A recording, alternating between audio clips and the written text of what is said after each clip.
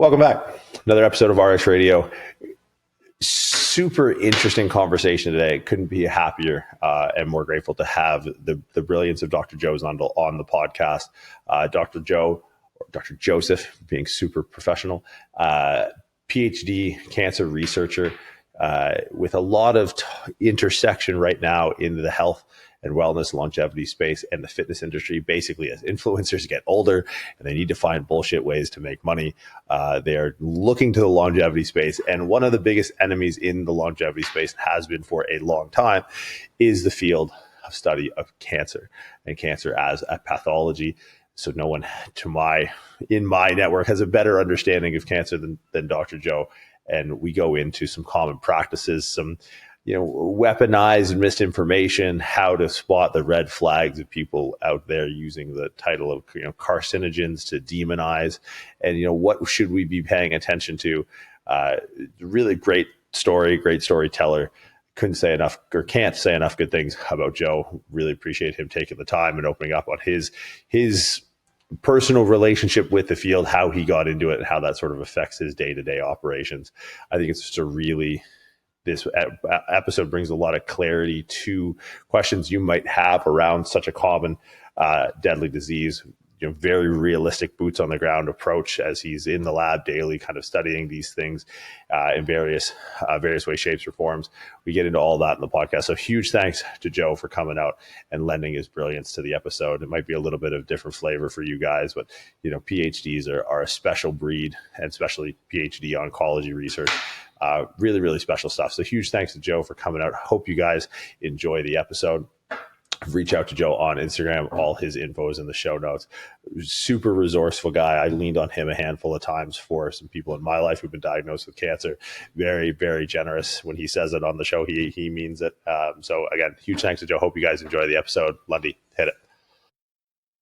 You're tuned in to RX Radio. The conversation around health and longevity now has been the loudest thing coming out of the industry, as so far as the outer periphery of the heart and soul of the fitness industry intersects with the general population. Sure. Right. Like the this day and age, the boomer fitness podcast crowd is really driving a lot of the discussion around health and fitness and longevity.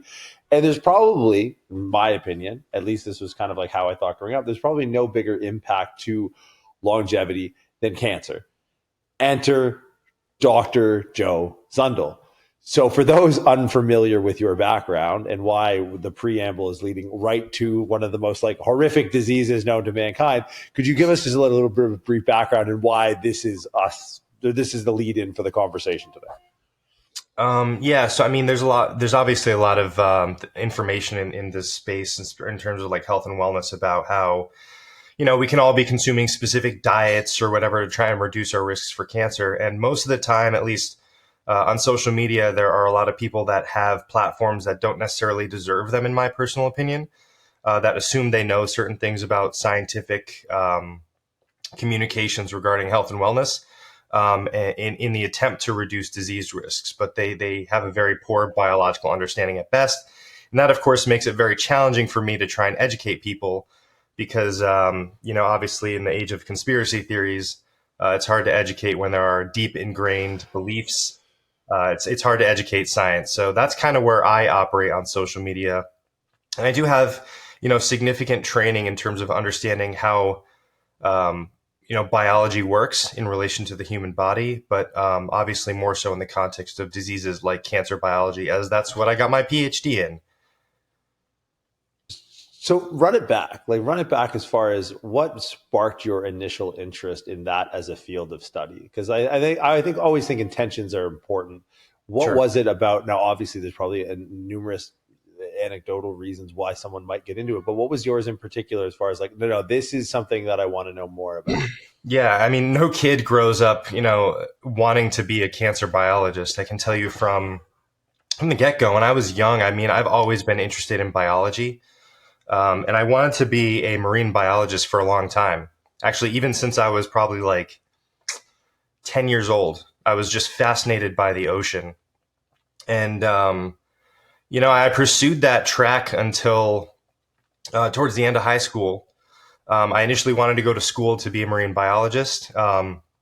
Actually, I ended up getting a full ride ROTC scholarship through the Army to go to school. I wanted to join the military for a long time, and I figured if they were going to pay for my school, I could go and pursue marine biology and join the military as well, and eventually become an officer. But all that kind of ended up not working out when my mom got diagnosed when I was 14 with esophageal cancer in high school. Yeah, and at that time, I mean, it's kind of hard to say where your path is going to lead, but I still pursued marine biology for some time. But, obviously my experiences with my mom getting diagnosed with esophageal cancer when I was young shaped things to be, the person I am today, I guess. After high school, she ended up passing away my senior year, basically, of high school. Obviously not being able to see me graduate. That was really tough at the time. And then I was kind of thrown into the deep end in school. And like I said, I initially went to school for marine biology, and I just kind of lost the passion for it. I was just a disgruntled kid. I just lost my mom. My stepdad basically abandoned me at the time. I had no one. I went to school on a full ride ROTC scholarship that the Army literally stripped from me. My first semester there, they basically didn't allocate funding appropriately. They gave it to somebody else. And so I had to transfer schools because I couldn't afford it. And so the school that I transferred to over on the west coast of Florida, just outside of Tampa, is called St. Leo University. They didn't have a marine biology degree, so they only had a biology track record for getting bachelor's. And the school that I went to is not far from the Moffitt Cancer Research Center, which is where my mom went for some time. And, throughout my undergrad training, I had some really good professors that kind of helped to train me from not being such an angry kid and kind of like put that energy into doing science. And a lot of that was in cancer biology foundations because some of my professors had studied it.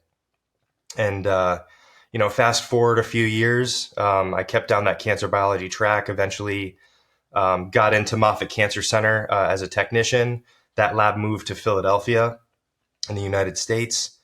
And there, I essentially was able to get my PhD in cancer biology through an institution in Philadelphia called the University of the Sciences. So again, going back, all this stems from my experiences with with losing my mom at a young age. And How is the evolution of because there's two things that have happened over the course of that time span, right? There's Sure. been, when I was a kid, I remember cancer was a death sentence. It was, you were 10, 12 years old. And I remember getting aunts and uncles who passed away from it. And it was kind of like nothing you could do. And now I just got off the phone. I've talked to two people in the last week that have been diagnosed with cancer. Two both really close to me. And it's a completely different tone. Now, I haven't spent the last decade or more of my life researching it, but I've definitely noticed so far as it's interacted with my life, that those interactions are different. They're far more optimistic than they used to be. How is both, your orientation academically with cancer as a pathology, how has that sort of shaped your viewpoint? And how is really the moving of the needle in the research world shaped your orientation with it over the course of, since you started researching it? Because both of those things must have, I have a different relationship to it just over time. Now someone gets it's like, well, what are we looking at here? A bad 12 months, a bad 16 months, where before was like, it was it. But you have the added, that decade plus has gone by, and I've been researching the entire time. When you hear the word cancer, what is it? What are the things that come to mind? Yeah. So, and you point out something that's really important to me too, is I initially, like I said, I got into cancer biology kind of as a coping mechanism because I wanted to understand, why it was that my mom died. And obviously, the mortality rate with cancers varies depending on where that cancer originates from. And often, if it's progressed to advanced stages like metastasis. So my motivations were initially due to, were due to coping with my loss, but also in gaining the education about, cancer biology over the many years I've spent in lab, probably over 12 years now, almost 13 or 14 years in a lab doing cancer research.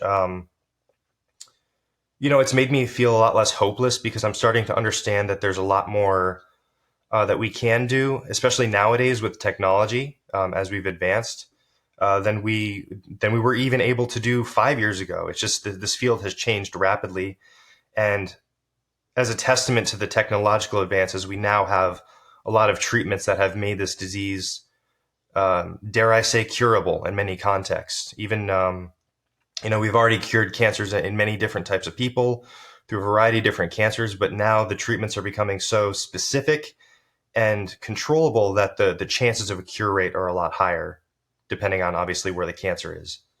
Yeah. Now, kind of like go back to this space, right? Like, Sure. we're in the social media sphere, Mhm. trying to put out good information, and there's nothing. Social media evokes emotion, and I don't think there's a more charged topic than mortality. It's Yeah. very weaponized, using mortality as a way to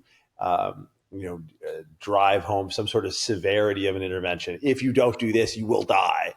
Yeah. And by the vehicle, and a lot of times when people weaponize it, the word carcinogen gets thrown around a lot. You're laughing already, and Yeah. how do you, or how would maybe a better way to phrase this? How would you advise someone to maybe heed warning, or extract value from someone who is talking about substances that are carcinogenic? How do we create like a relative understanding of risk? Because everything, dude, literally, I think if I go on Instagram, I think everything's going to give me cancer, including Instagram. Yeah. I'm like, yo, dog, I don't know what to do. I mean, certainly the stress you get from going on to Instagram can probably lead to negative behaviors like drinking, which could obviously lead to cancer. I know after spending about 2 seconds on Instagram, I want to just chug as much tequila as I possibly can, but I don't, thankfully. Um, but yeah, so the way that I try and combat this problem is through education. So I think a lot of the times, biology is intrinsically complicated. There's nothing that anybody says or does that can change that fact. Um, so the way that I combat it is trying to educate people about, what a carcinogen is, and trying to break down the actual biology associated with the things that I've learned. So that way, when somebody is coming onto this platform, whether it's Instagram, Twitter, whatever, and they start spewing ideas that they're usually with the intent to sell something or try and get somebody into some diet approach, or maybe push some sort of anti big pharma controversy crap, which is crazy in many regards. But if they come across that and I've educated them appropriately, they can learn to spot where those red flags are. And that's where I stand. So it's just trying to get people to critically think, more than social media would have people generally do. You talk about red flags. What are the common sort of like carcinogenic scapegoats that, from a relative risk or even an absolute risk or clinically significant, that most people, that if you hear this, like, oh, okay, like, no. Yeah, this study is done in mice and those percentages are relative and not absolute. Like, what are the things that get scapegoated as being, deliberately carcinogenic, but actually when it comes to the real world application, it's Yeah. it's just a farce? Yeah, so I mean, we've all heard the common phrase, the dose of something makes the poison. And we definitely push that boundary when we do research, because we need to find certain contexts at which something can be causative or correlatively linked even to cancers.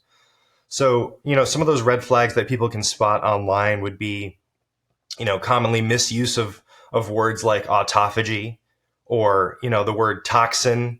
Again, carcinogens. If somebody's not conveying how that specific component in a specific dose is associated with an outcome, in this case cancer, then that's typically a red flag for me. And again, that's what I try and teach people. So outside of misusing scientific jargon, like constantly saying autophagy or autophagy, however people want to say it, um, using scientific jargon to kind of scare people into believing that they're an authority on something when they're not. If they don't explain the scientific rationale behind how autophagy is linked to cancers, or how X outcome is going to induce cancer through autophagy, or it's going to promote inflammation. Inflammation is another buzzword that's commonly misunderstood and misused. Again, all of these are with the intent to scare people into either buying something, some form of supplement, or engaging in some sort of dietary strategy that, in physiological contexts, we either don't have enough evidence to support, or it's just not at a high enough dose to be able to induce some sort of cancer formation. So what are the claims that you have to push back on most vehemently or most commonly? Yeah. So some of the most common claims, we've all heard sugar causes cancer, which, as you and I know, there's a variety of different types of sugars, but I think this is the intent to demonize glucose or sugar consumption via glucose. Another one is like artificial sweeteners or things like aspartame cause cancer.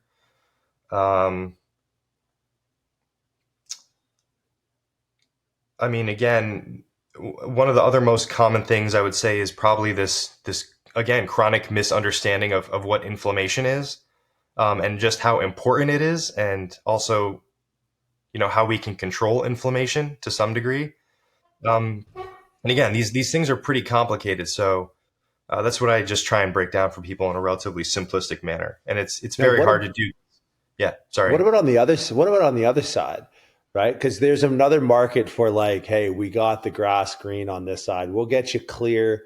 We're gonna get you all. We're gonna get you rid of cancer. They're up there like Joel Osteen in the Crystal Cathedral, just like selling shit on the evening news. It's like because that's equally as dangerous, right? To me, like it's one thing to demonize something that may have a link somewhere in a bad, poorly done, poorly interpreted study. It's another thing entirely to be like, hey, you do this thing here, we're good. Like whether it's intermittent fasting, whether it's, some sort of ketogenic or paleo diet, like what are the ones that are promising maybe false hope that, you also got to be careful of these guys over here. Yeah. One common person that I see that is a pretty bad actor in this space is the medical medium. Have you heard of that guy? No, do tell. We love to slander here on RX Radio. Honestly, so. I have nothing good to say about the medical medium. But essentially, this guy's shtick is to literally just shit on big pharma, say that toxins, parasites, viruses are all killing people and giving them cancer. He loves to blame Epstein-Barr virus on literally every ailment.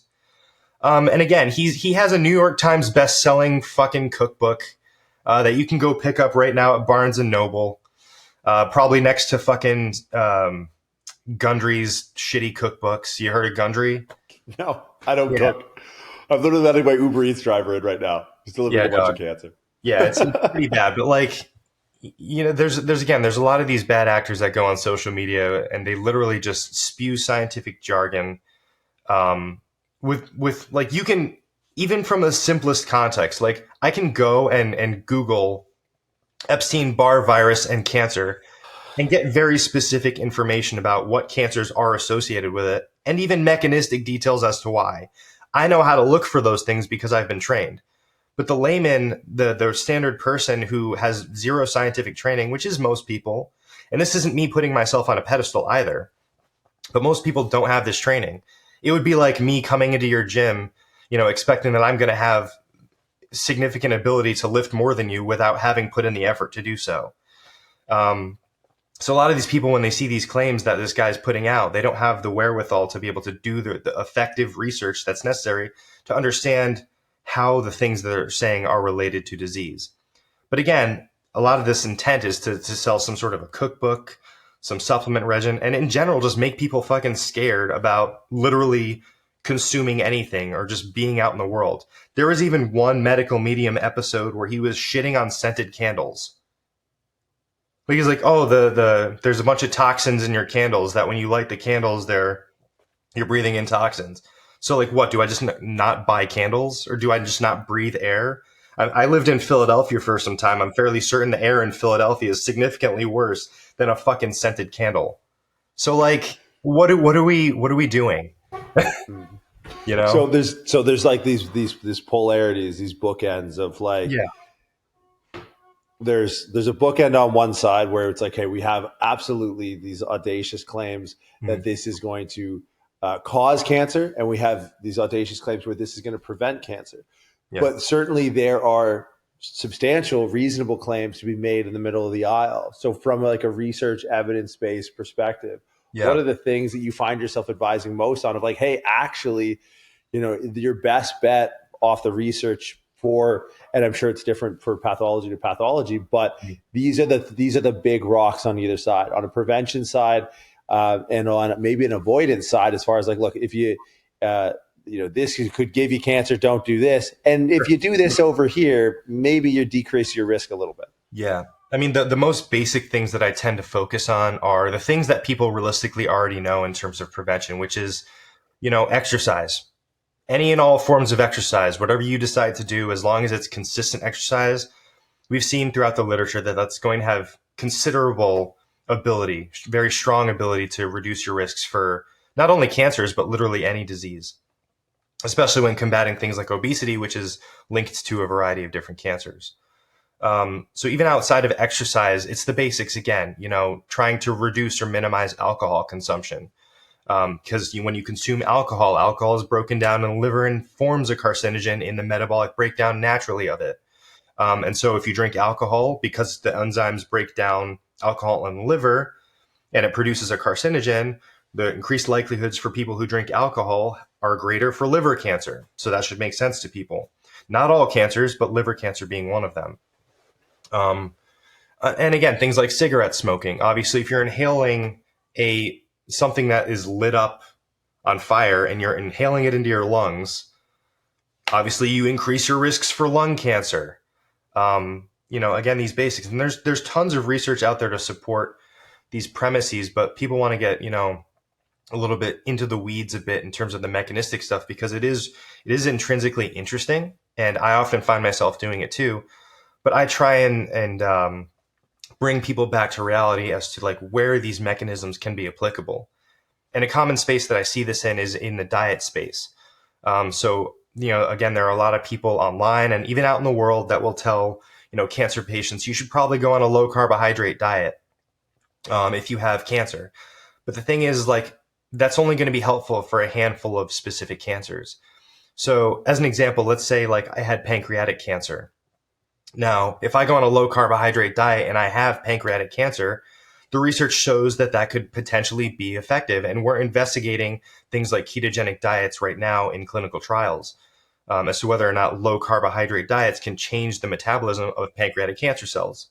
But this premise relies on the fact that pancreatic cell physiology utilizes carbohydrates to maintain their biology. So you eat carbohydrates, it signals insulin. There's some links between insulin production and cancer in relation to pancreatic cancer. So if I would reduce that carbohydrate load, you control insulin secretion and potentially reduce the likelihoods of insulin's promoting pancreatic cancers. But that's not going to be the same mechanism of action across, like lung cancer or ovarian cancer. And so a lot of the times people make these blanket statements that you should go low carb for any type of cancer you have.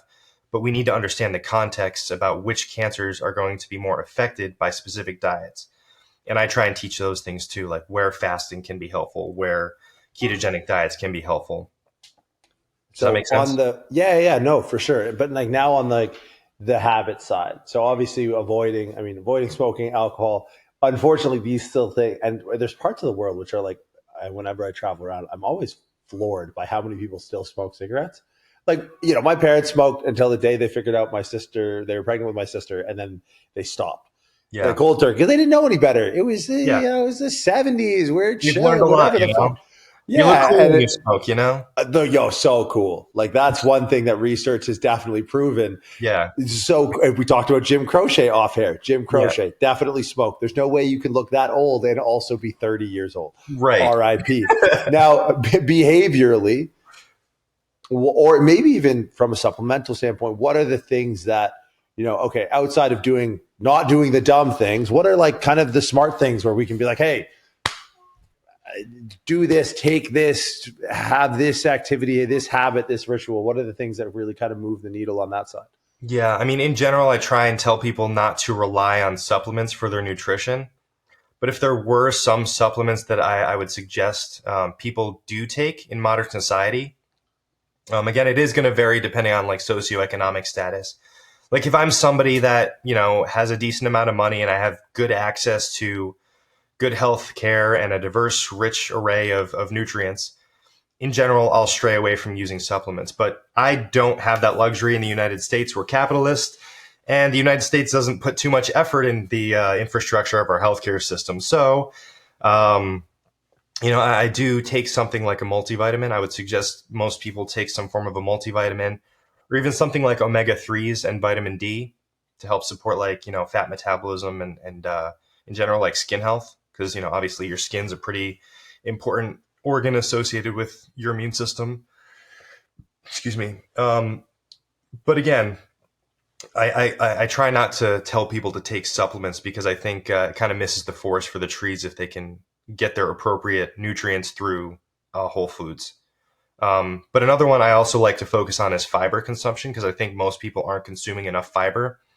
And me, like personally, I have intestinal health issues. Maybe this is TMI for the channel, but I have, pretty bad bloating and gas sometimes, and probably have almost blown my wife out of the apartment sometimes. But, fiber helps me in terms of my digestion. And I think it helps a lot of people in terms of reducing bloating and gas that comes Now, with, foods. So say you've done all that, you avoided all the dumb stuff, you've done all the smart stuff, and you still get the call.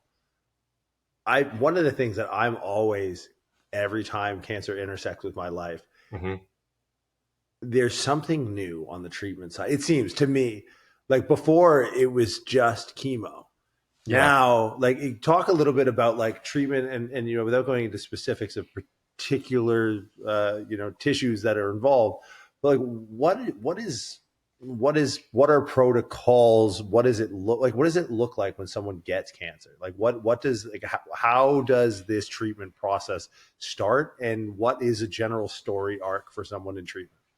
Yeah, so I mean, it always depends on the stage that the cancer is detected. Obviously, some cancers are more treatable than others. Regarding surgery, you can't just cut into an organ and remove tissue for a variety of cancers. I mentioned pancreatic cancer earlier being one of those. Obviously, removing a lung isn't ideal. So a lot of the times to treat these more invasive cancers of more vital organs, typically something like a chemotherapeutic, or even nowadays, immunotherapies are becoming very efficacious in terms of treating therapy. So an immunotherapy is basically some sort of a protein that recognizes something on a cancer cell and brings an immune cell or initiates an immune cell reaction against that cancer cell to kill it. So those have shown to be pretty effective clinically. Actually, there are a variety of FDA-approved immunotherapies here in the United States. So we do have a lot of different options nowadays just outside of chemotherapies. And typically when we talk about chemotherapies, it's usually like small chemicals or small molecules. But even then, nowadays, we do have some more targeted chemotherapies as we've come to understand more about, how those small molecules are interacting with a specific target or an enzyme within a cancer cell that is not typically associated with normal healthy cell behavior. So we've fine-tuned these things over time as we've learned more, not only to develop new therapies like immunotherapies, but also to change the way that chemotherapies worked before to make them better now. Does that make sense? Yeah, because I have a follow-up question on chemo, and it's still for the friends of, and I have a handful of friends who are currently sort of across the world going through this. Yeah. It seems like the biggest motherfucker on the planet. What does? Chemotherapy. It seems like it's an absolute, like the way it was described to me back, and this is sort of just like something that I've just believed. Since someone told me, like, yeah, that makes sense. And I'm going to adopt this for the rest of my life.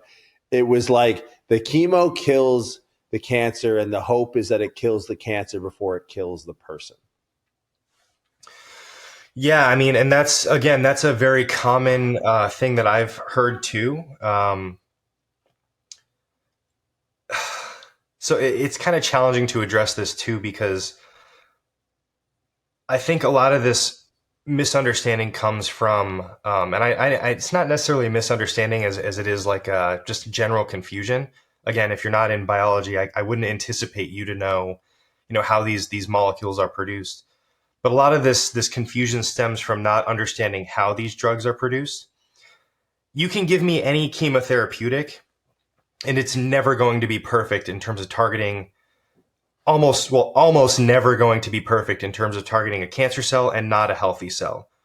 Because cancer cells, they use the same mechanisms. Like, they were kind of normal tissue at some point. So they use the same biological mechanisms to stimulate their own survival. They're just messed up in how they do it and how they go about forming their biology, because they were you at some point. So they use the same stuff. So when we make a chemotherapeutic to target that thing in that cancer cell, you also have healthy cells that use the same mechanisms. It's just the rates are different. So oftentimes we need to, change the dosing and, try other combinations of therapies alongside chemotherapeutics to get an edge. So we reduce some of the toxicity of healthy cells. I'm not going to lie to people. I'm not going to say that chemotherapies are in general healthy. There are toxicities associated with any medication. Like, now we see in the weight loss space, there's a lot of toxicities that are coming from people who are taking Ozempic, as an example, or Wegovy to lose weight. They're not necessarily off-target effects. It just comes from biological complexities that we try and better understand in labs, and then later on in clinics, that because of its being complex, it's hard to translate in such a clean way. And, I always tell people this, is that biology doesn't exist in a binary system. It's very, I will say never. I've never seen a biological system that operates A equals B without some sort of ridiculous overlap between a variety of different metabolic pathways. So you can give a drug, a chemotherapeutic, to target one asset of cancer cell metabolism, but it's going to operate in like a domino effect. You change one area of metabolism in a cancer cell, and it's going to cause feedback loop upon feedback loop around a variety of other pathways that sometimes you just don't know what's going to happen. And so that's what we try and better understand. And it's damn near impossible, but we, obviously do our best. Do you see a future with like gene therapy? Because I do want to talk about the genetic component. Maybe we dive into that first. One of the markers that seems strongest outside of, avoiding the obvious behavioral stuff and participating in the obvious behavioral stuff seems to be genetic. How big a role or how multivariant is the role of genetics in the predisposition to cancer? So I will say that in general, most cancers aren't initially caused by heritable mutations. So like, if I inherit a mutant gene from my parents, most of those cancers, most people don't inherit a gene from their parents that is associated with a cancer. So typically those gene mutations, those heritable gene mutations, are somewhat rare. But it doesn't mean that you can't develop gene mutations over time. And a good example of this that I'll give is in relation to chronic cigarette exposure.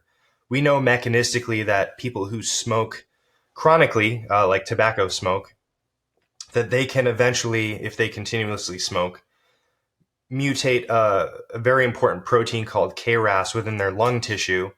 And that can be like the first hit in terms of cancer generation.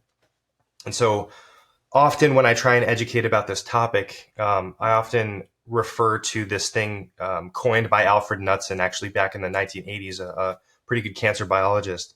He called this a two-hit hypothesis. It takes multiple events to induce cancer formation. So let's say I smoke chronically and I induce a KRAS mutation in my lung tissue. That event alone isn't enough to induce tumor formation.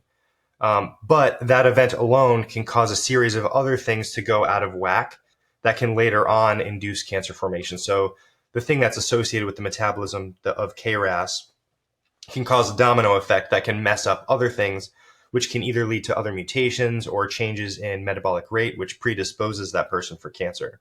It doesn't mean that they're going to get cancer, but they need another event which promotes cancer formation. Does that make sense? Yeah.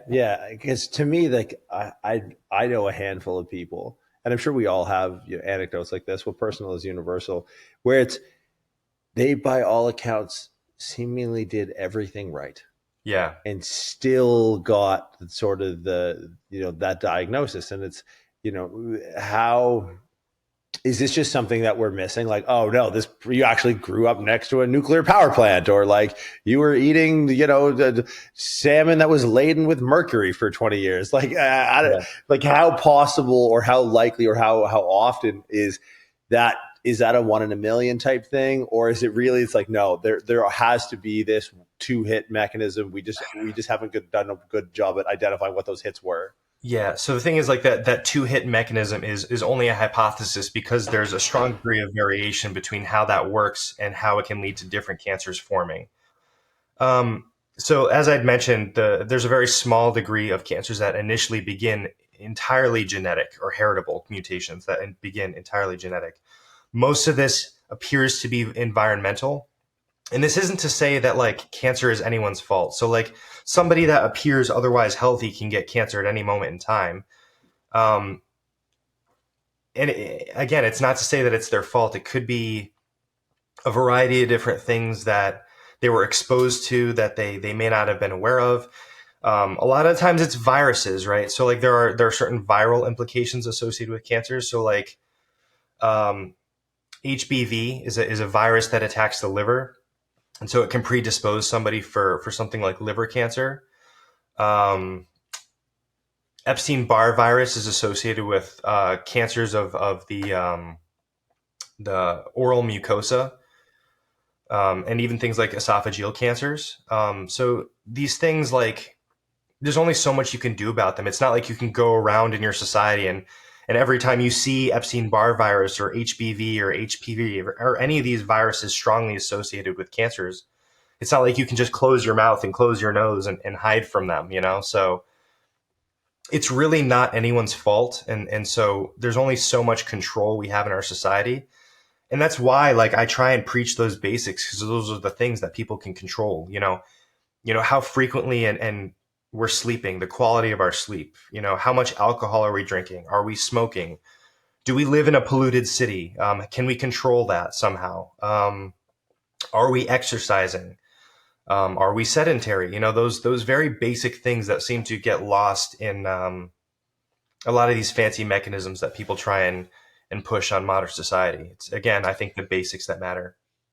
Now, on the treatment side, you kind of alluded to some tinfoil hat conversations that, God, I could not imagine the types that cross your desk or DMs.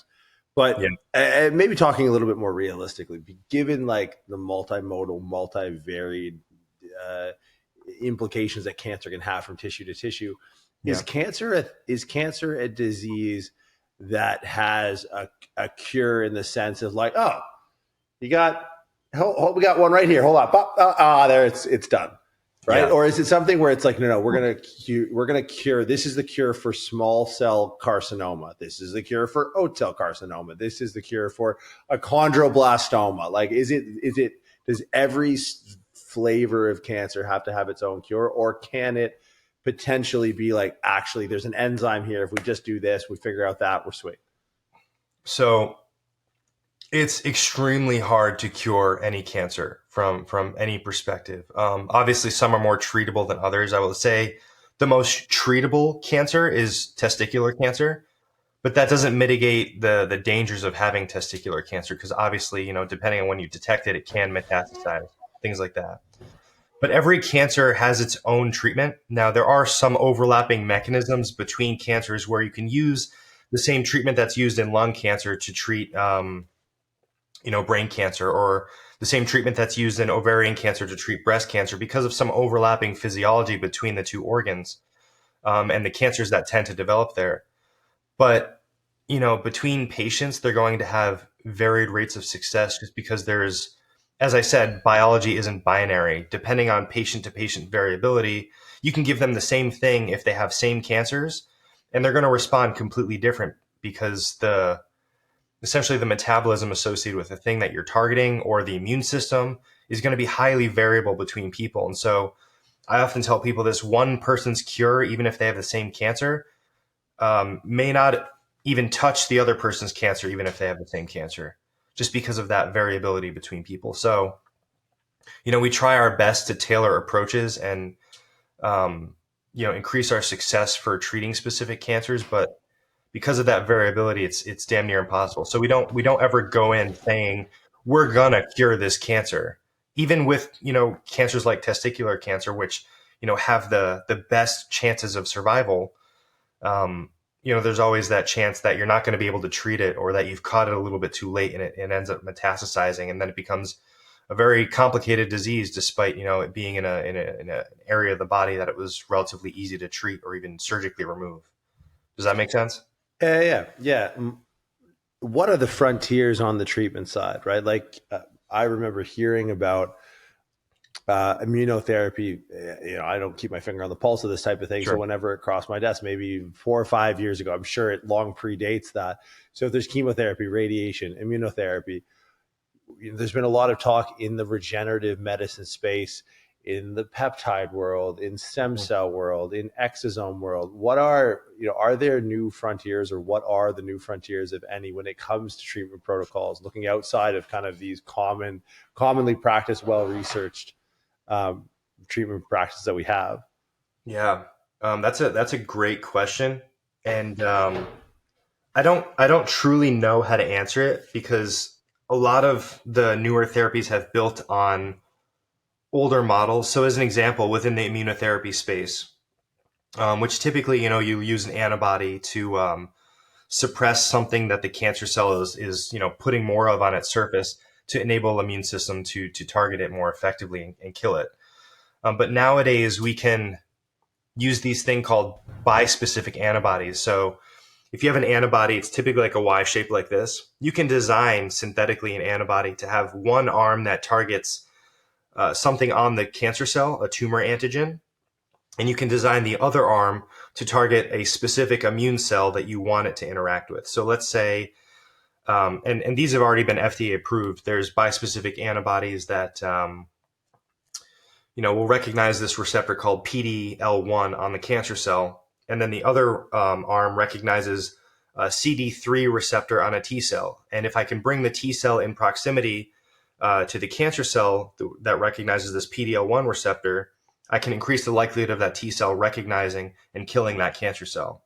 That's a little bit different than just using an antibody to suppress the interaction of PD-L1 to PD-1, which suppresses T cells. It's like you need all of these things to happen. It forces that interaction like a bridge to make that interaction more likely, to where the response of killing is more likely to be seen. But outside of that immunotherapy, that type of immunotherapy, like bispecific antibodies, and it even gets crazier when they design these antibodies to be trispecific. So it'll have 3 arms. It's literally like you're bringing all these different cells to the environment to increase the likelihood of success. It gets a little bit crazier on that, because you need to engineer some certain things about the molecule to be able to fit them in that space. But I won't get there. Another field that's really interesting to me that's becoming a lot better is our use of radiation. Before, when radiation therapies, most people associate radiation with, you go to the hospital and they just blast you with radiation at a specific organ. It rips through your body, causes skin damage, but it also kills the cancer. Now we've gotten so much better at targeting radiation to a specific area of a tumor, specifically solid tumors. Because we can do things like we can conjugate radioactive isotopes to antibodies or even small proteins, which, if I engineer my protein or antibody to recognize something specific on the cancer cell that it's increasing its expression of, and I have a radioactive isotope there, it's essentially like it's sending like a toxic payload via radiation to the cancer cell, as opposed to just having to blast somebody with radiation in a relatively specific way. But this makes it significantly more controllable and specific. That's insane. It's like a polarity thing. It's like a magnet on the inside, and we're just like blasting through the wall, and it's kind of attracted to its counterpart inside the cell. Kind of, yeah. But we're also utilizing that radiation to basically damage DNA.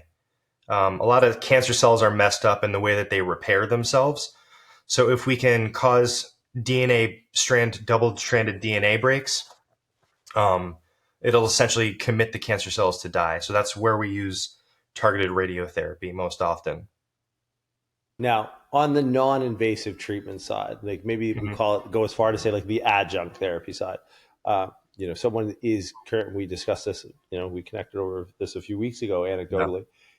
What are the things, people are, they have loved ones who succumb to a diagnosis. They go through, there's a tailored approach to, we're going to do some combination of surgery, radiation, immunochemotherapy. You're gonna be in a bed for a bit. What Mhm. are the things that people, have been proven that people can do to move the needle towards the success of the treatment from a Yeah. behavioral side when they have the diagnosis? Yeah. I'm often negatively critiqued for this because I often, again, I state the basics, but now we have evidence to show that there's relatively strong evidence to show that exercise can stimulate and even enhance the response to specific types of immunotherapies too. So if somebody's on chemo or an immunotherapy, we now know specific mechanisms behind why, exercise can prompt immunotherapies to work. I'm not going to get into the details of there because I think it'll lose people mechanistically, but essentially, our skeletal muscle is very, very tightly linked to how our immune system works via the lymphatic system. So you know how like your blood vessels, they have a heart to pump blood. Your lymphatic system, which is a series of tubes of fluid throughout your body connected to your muscle, they don't have a pump. The pump for that is your muscle. So you can imagine that if or you're exercising, you're contracting your muscle tissue, it's going to force the fluid in your lymphatic system, called lymph, aptly named, to move throughout your body. And that will increase the ability of your immune system to do what it does best in terms of keeping you healthy, in terms of, controlling tissue damage, but also keeping you healthy in terms of preventing infection, which can often be an outcome of treatment, because treatment will affect your microbiome as well. And so that can cause problems in terms of how your immune system functions. So exercise can help to stabilize, how you respond to specific therapies. I will also say something like, we now know that people who generally consume more fiber tend to respond better to immunotherapies, again, related to the gut microbiome, things that I had mentioned previously. So the basics, consuming a decent amount of fiber and exercise, those we have decent mechanistic support to show how helpful they are in terms of increasing the success of treatment for cancer patients. Now, this is kind of, this might be something you don't have the answer to, but I'm always curious as introducing these types of things when someone is sick, Hmm. almost I'm reminded of recommendations around exercise and pregnancy when I think of this. It's like, Hmm. well, whatever your baseline is, like if you don't exercise before, maybe during might not be the best. If someone doesn't have a baseline of exercise that is relatively sedentary, do you think, and because it might not be researched or isolated as a variable, Sure. do you think exercise is always a net positive, even if someone like, hey, you're on your deathbed, I'm going to start exercising now. It's like, hold on, is that okay, or is that something that's potentially problematic? Yeah, I mean, as you point out, like I don't know the specific data on this, but obviously there's a time and place where somebody should be exercising and where somebody should be resting. I often tell people that knowing when to rest is just as important as knowing when to exercise. Um, and so if like I'm a cancer patient and I'm sick and I'm feeling like absolute shit and I feel like I need to rest, chances are you should probably rest. I mean, it's also safe to say that, depending on surgeries or specific types of treatments, the range of mobility that somebody who's undergoing treatment or surgery that they can experience is going to be very different than a healthy individual. So they would again need a tailored PT or physical therapy approach in terms of doing exercises that they can safely do, as opposed to just doing exercises and getting injured and obviously making their condition potentially worse, because then they can't exercise at all. So yeah. Symptom wise, when you have someone going into treatment for the first time, what are the things you try and prepare them for? Like, hey, look, this is going to be what it's like. Like, what do these drugs, what are the adverse effects of the common cocktail of drugs that are used to treat it? And what, like, how do you, what are the things you find yourself telling people, like, you're going into this, this is what to expect? Yeah. And again, I don't, I want to be very clear in this too, because I don't have an MD. I don't typically see patients. I have a PhD. So again, I spend most of my time in the lab doing wet lab research. That means with, cell culture or even primary cells from cancer patients or sometimes mice. And that's my area of expertise. But when somebody comes to me asking about adverse effects associated with treatments, those events are pretty well published through clinical trials. And so I usually try and give them the resource they can read about those adverse events. But again, I have no problem telling them, like, again, it's going to vary between treatment type too. Like, you're going to experience maybe some numbness in your fingers. You might lose feeling. You might lose hair. I mean, hair loss is a common thing. And I think a lot of this is just really just trying to be transparent with the person that they're going to experience some adverse effects. That is also going to be variable between people. You can give somebody the same way that you would expect variability in cure rate, you can expect the same variability in adverse effects. You can have one person experience a really shitty time with one drug and another person have very mild effects. The same way that, a lot of people had strong effects to the COVID-19 vaccines, and some people, didn't really have that strong of an immune reaction after they got the vaccine. So,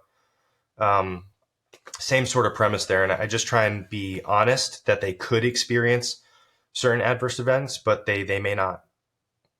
Now, in your world, I'm assuming the majority of research done in the field is about cure, right? Is about Yeah, coming we up do our best. with the solution. Where are the big rocks for you moving forward? Like, what is the optimistic horizon in the field of cancer, curing cancer? Yeah, I mean, the optimistic horizon for me is we've just gotten so much better at understanding the biology that makes cancer cells tick, that now we can be more conscientious of how we're making drugs to be, not only be more specific towards a target, but how we can reduce the amount of a drug that we're giving to be as effective. So in the same way that somebody can overdose on water, the same way that somebody can, get a really high dose of a particular chemotherapeutic, and that's typically where these adverse reaction comes. So if we can achieve the maximal effect of something without using such a high dose, that's, essentially what we've gained in the past, even 5 years in terms of therapy development. So what's coming through the windscreen now is really more improving quality of life through treatment. Yeah. And in your mind, you see getting, like, we'll get to 100% survival rate with cancers by 1% at a time. It's not going to be a monumentous, we discovered this drug in the Himalayas. It's like, no. Like, we just got really good. And then it went from, 10% survival rate to 20 to 25 to 30. Yeah. Is that how we get there? So I will say this, because I mean, I don't want to be a pessimist about this, but I will say I'm hesitant to say this because I really want it to be true, but the biologist in me knows it's not true. I don't foresee a situation where there will ever be 100% cure for any type of cancer. And it's, again, because of those biological complexities associated with, the things that go wrong in cancer cells. As much as I would love, like, a lot of people, when they spew the big pharma conspiracy theories, they assume that we have a cure already, that this is just some easy disease to treat. But if it was so easy, I wouldn't have to, like, I have a moral compass. I wouldn't need to go to lab every day and fucking bang my head against a wall trying to determine pharmacological mechanisms of how the drug we're trying to produce is binding, and then also consider, the rate at which it's binding, but also determining how strong that response is, because you can have too much of a good thing. Like, it's just really challenging to do all of these things and keep someone alive. So as much as I want to cure cancer, I don't see us ever being in a position where 100% of every cancer will ever be cured. it's just not that simple. And again, this is where I try and educate people in the fact that it's never going to be that simple. Nobody wants to cure cancer more than I do. I mean, I lost my mom to this. If there was any fucking way possible that I could have prevented her from dying, I would have discovered it over the past 14 years. And I haven't done it, and I don't think I ever will in my lifetime. And I wish I could. Is there a disease now? Because there's a few kind of spin-offs of that. We Sure. got into this conversation talking about, the longevity space, weaponizing carcinogenics and really cancer towards certain behaviors or certain products. Mm-hmm. Does this become actually a more prevalent conversation as the human life expectancy gets older? Yeah. So, I mean, cancer is typically associated with a disease of aging. But even somewhat shockingly, we are seeing specific cancers rising in younger individuals, colorectal cancer being one of them, especially here in the United States. So while it is a disease associated with aging, and typically people that do get older, I mean, it's natural. You're going to age. I can't stop that process. People that age, they have higher likelihoods for cancers. And a lot of the reason is, again, that intrinsic cell biology associated with how cells age. You lose control over healthy cell biology over time. It's just a natural process of life is death. And, we visualize that somewhat daily at a molecular level, but, in an actual living human being that's been living for 90 plus years, the likelihoods for cancers go up because those mechanisms within your cells, the error rate goes up. Going back to the initial biology lessons, when I first started learning biology, I was surprised to learn that there was, even in a perfectly healthy individual who's 18 years old, lively kid, in a healthy living person, there are going to be error rates associated with enzymes within their cells. And we have checkpoints in our cells to help correct some of those error rates. No process within our cells is 100% efficient. And that's a good thing because that's actually stimulated evolution on the planet Earth, not even just in humans, but also in other species. So over time, how we correct for those errors gets less efficient. And that's just a natural process. You can do certain things to reduce the degradation of those pathways. Again, exercising, reducing the amount of smoking that you do, reducing the amount of alcohol that you intake. But there's only so much that you can do to reduce the aging process outside of what is actually feasible. And some of these, these supplements that people want to take to increase their longevity, we realistically don't have enough support for either. So I know a lot of people assume that they can take NAD supplements to change the redox reactions in their cells. But there's very little evidence to show that that's actually helpful. Like David Sinclair's group out of MIT, he does phenomenal mechanistic work, but there's supplement lines that come out of that research that they shouldn't be sold because they realistically don't have a good scientific foundation. Is there a disease that mimics cancer in this way? Not like mimics pathologically or pathophysiologically, but does cancer stand alone as like a unique challenge in medicine, or are there other things that are age-related disorders that that are so native to us that make it difficult to flag and to destroy without destroying the person? Like when you think of the echelon of diseases from a runny nose up to cancer, what are the things that like rival that? And because there's diseases out there that are being researched with the verve and enthusiasm of cancer that and does anything really hold a candle to this as a pathology?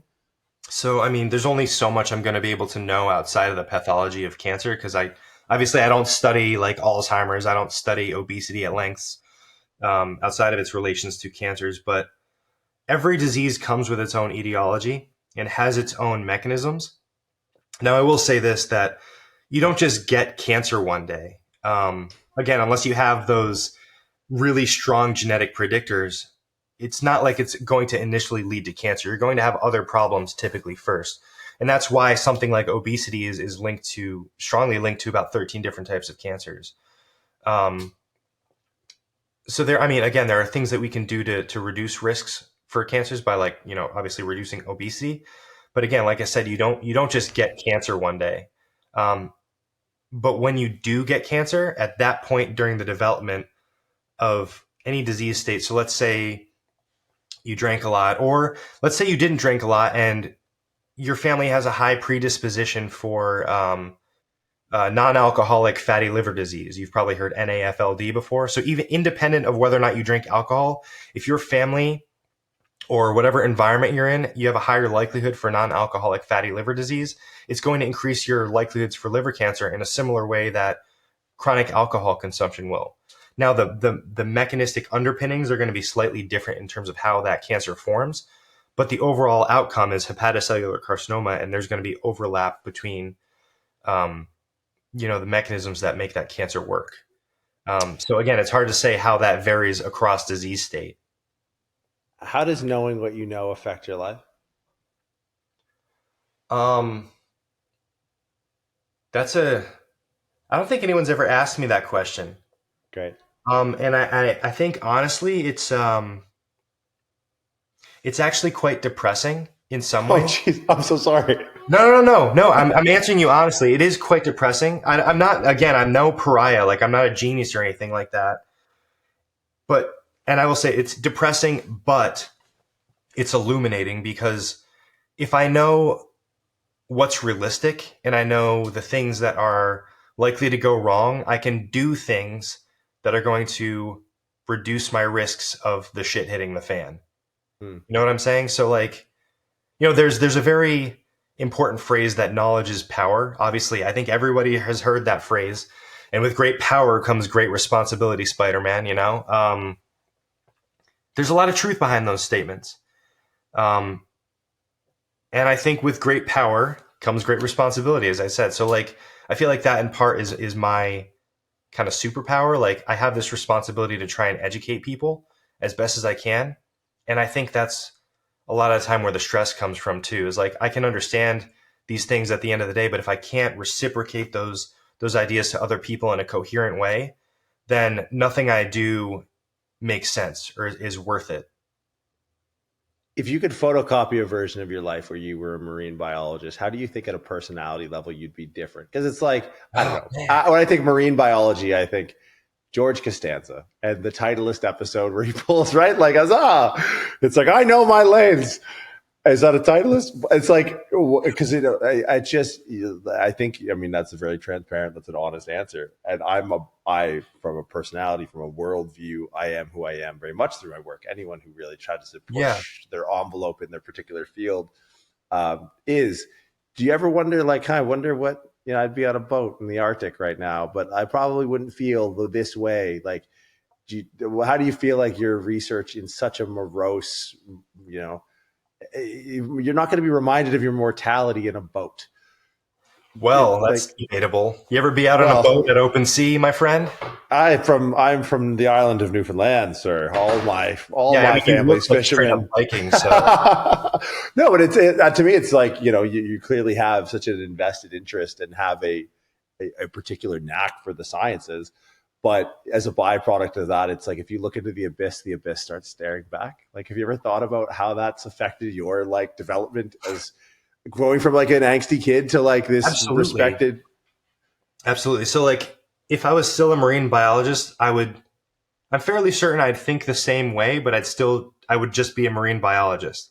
It just wouldn't be focused on cancer. And it's funny you mentioned staring into the abyss, because one of my dreams was to do, deep sea diving, look at benthic organisms in deep sea, because it's always been, and even to this day, like, if I could stop what I was doing and do that, I would, but I'm so invested at this point in terms of cancer biology, and I'm obviously trained in it, that I can't do that within a realistic society. But if I could do marine biology as a hobby, what I would do is I would do deep sea exploration.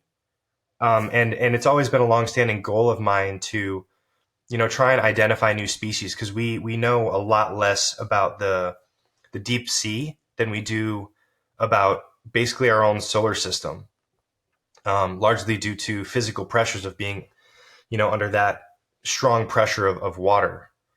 Obviously, we've seen the news about the exploding submersibles.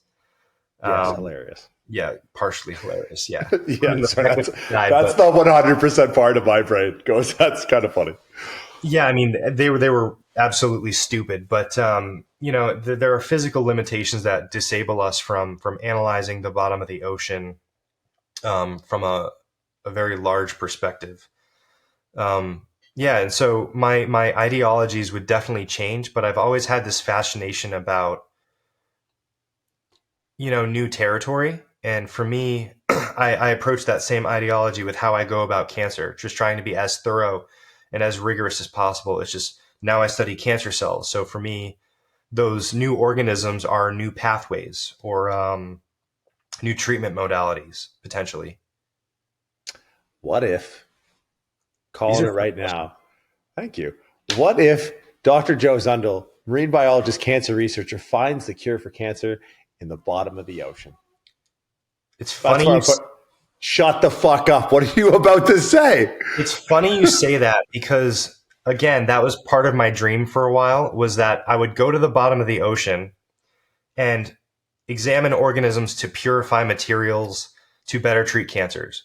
So the reason I thought of that idea, and not even me, a lot of people think of this idea, you find really strange things in extreme environments.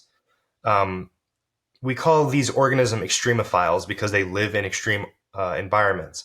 And so they adapt in such a way that is very different than the things that we see on a regular basis because they're extremophiles. And so if you can understand those mechanisms of how those extremophiles adapt, you can better purify materials from them, and they might have treatment implications in disease. A good example of this, like we study, we can study other even organisms on land. If you study the immune system differences between alpacas and humans, we have different immune systems. Alpacas, they have what are called nanobodies. So they're very small versions of our antibodies because they're different order species. This is where studying evolution is important in terms of better understanding disease. If we look at other organisms and how they evolve over time, we can understand how their immune system can be harnessed to better understand ours. We can purify antibodies from an alpaca to be utilized in treating cancers. I think there's actually a biotech company that is doing that. I just can't help but think that there's someone in the back door just using alpacas antibodies, and then like his brother is selling alpaca coats. Like that's just, oh yeah, I guess get your coats. Most, right? Oh my god, that's so funny. Well, hey man, I hope that one day the deep sea exploration comes to fruition, and We'll Dr. see. Joe Zundell just becomes the full embodiment of what George Costanza thought he would be, and becomes a marine biologist that cures cancer. Well, dude, I appreciate you taking the time. It's always great to get people who are so laser focused on. That's why I love PhDs, because it's like there's a depth to thinking, but there's also a cross application of, there's a lateral application when you watch someone think to those depths, no pun intended on our ocean reference. So it's always a ton of fun. And obviously, like what a morally virtuous task you've undertaken. So all pessimism aside and all deep breaths aside, I don't, I don't do this because I want attention. I think, I want people to know that. And I say this on every podcast I'm on. I don't care if you know who I am at the end of the day. I don't care if you know what I do at the end of the day. All I care is that people learn from me. That's all. Don't remember my name. I don't give a shit about that. If that's going to impact your ability to learn from what I have to tell you, forget about my name, forget about all my accolades. Just learn the thing that I'm trying to teach you. This isn't about me. So yeah, it can be morally righteous at times, but that's not, I want people to know that's not why I'm doing this. This is, purely an effort just to educate people and I've told people this, systematically remove their heads from their asses. So you're doing, I believe they call that the Lord's work, my friend. So I thank you for hopefully that relayed through the episode, man. I appreciate you so much for taking the time. And we'll have to do this again sometime in person, man. Good luck with the research and all that, and we'll stay in touch.